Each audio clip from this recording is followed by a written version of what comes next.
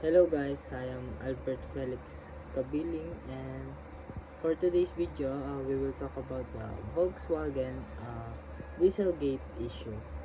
Noong 2015, people figure out that Volkswagen had cheated sa car pollution test. At gumamit sila ng special computer program sa mga diesel cars.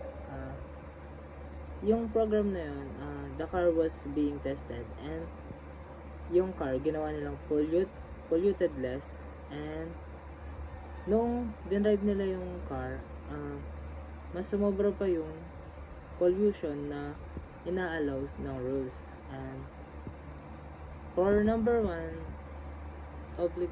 what moral obligation do you have towards the company, the public, and environment? As a public relationship, magiging honest ako sa mga customer ko at mga taong nakapaligid sa akin. At sasabihin ko ang nangyayari sa company at gagawin ko ang tama.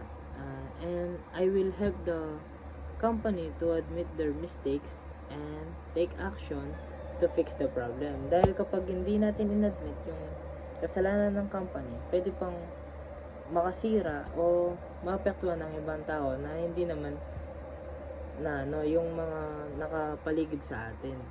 And need natin ipaalam sa mga taong nakapaligid sa atin, sa mga customer, para aware sila kung anong nangyayari sa company natin. And kailangan din natin na may care sa environment natin, dahil yung pollution na nilalabas ng kotse ay pwedeng makasira ng environment, yung mga puno, like air pollution. And the number 2 is, what ethical dilemmas would you face? What action would you take or not take, and why? And I think the dilemmas that I will face is if itatago ko ba yung problem ng company para sa reputation niya, or isasabihin ko yung truth sa mga taong nakapaligid sa akin or sa mga customer. And ang gagawin ko is, as a